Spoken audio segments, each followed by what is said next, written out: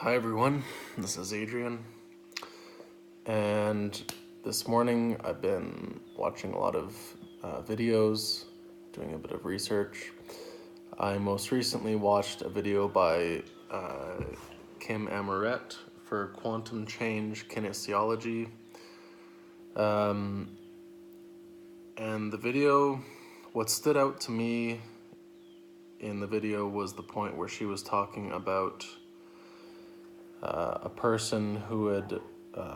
reacted in anger towards something that someone else did. And in that reaction, the unfolding of the pattern of all the basically reasons and justifications and excuses as to why that person reacted as they did, and why that all made sense from a certain perspective, from the perspective of the mind. So the reason this point stuck out to me is because something that has come up in my process before and is now coming up again is the point of conditioning my own living, my own mental patterns and my reactions and the decisions I make to things that I perceive outside myself, what other people do, where I am, what job I'm doing, what school I'm a part of, what circumstances that are affecting my life that I then use as some kind of reference point to say, okay, well, now I'll live this way because this person is being like this, or I'll live that way because I have this circumstance in my life, or I'll live this way because I'm living in this place and things are like this. Basically, the point of like being a bit of a follower, being easily influenced by the people and the things that are going on around me, and within that, not actually living myself, living my own decisions as far as who I would like to be and how I would like to live, unconditionally of what other people are doing and where I'm living. Because, I mean, it's too easy in a way to use the excuse and justification of what other people are doing, to say, okay, well, because of this, I've now got to be this way. In a way, it's like, it's based in like a kind of fear, and a sense of limitation, powerlessness, and like inferiority, where it's like I perceive that because things are a certain way in my life, or certain things are happening, certain people are behaving certain ways, I am limited in who I'm able to be, and I must respond in a certain way.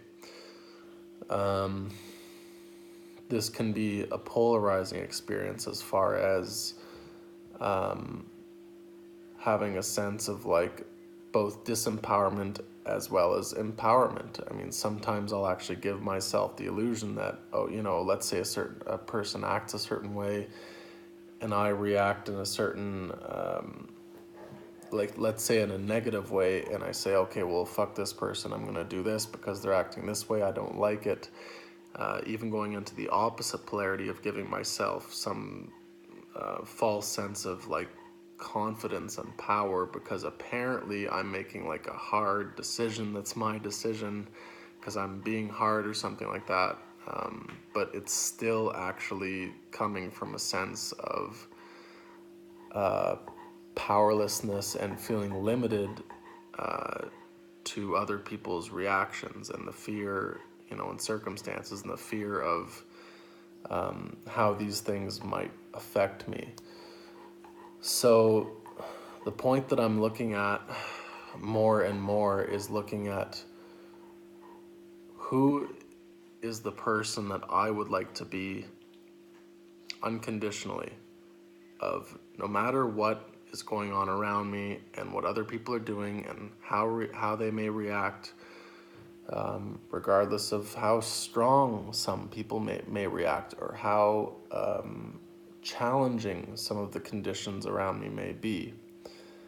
Not using those points as excuses and justifications to say, okay, now I must revert into this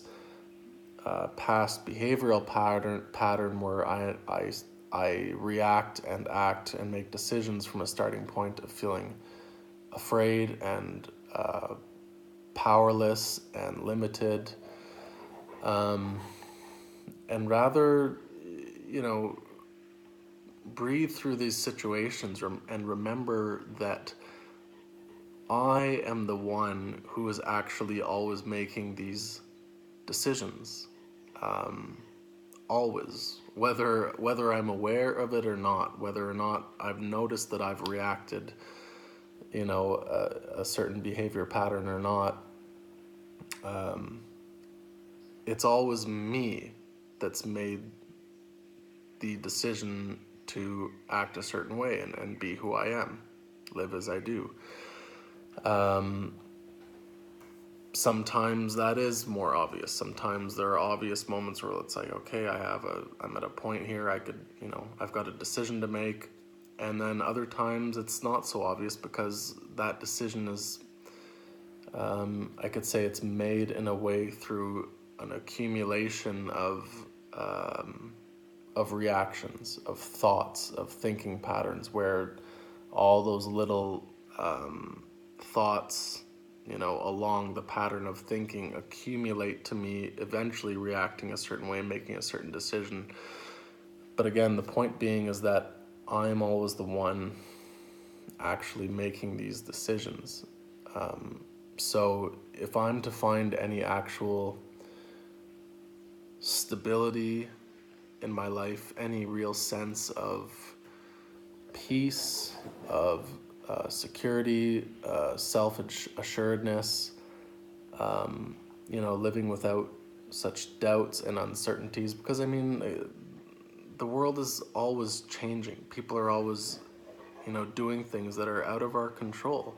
Things are always happening that are completely out of our control. So you're never going to get the actual security that you would like to have through trying and attempting to control things in a fearful, reactional state. It's kind of an old cliche that the only thing you can actually control is yourself, and who you are within and throughout these situations. So this has become an important point for me within my process, is to look at how I am reacting to other people and certain situations, to other people's reactions, to my environmental conditions. And, giving up my power through the belief that I have to react in a certain way, because apparently I'm not capable of standing on my own 2 feet. Apparently I'm not capable of just breathing through a situation and then allowing myself to see what emerges, how I respond when I direct myself and respond from a starting point of not being afraid, of not accepting within myself this sense of powerlessness and insecurity. So yeah, that's the only point I had to share for today. Thank you very much for watching. See you next time.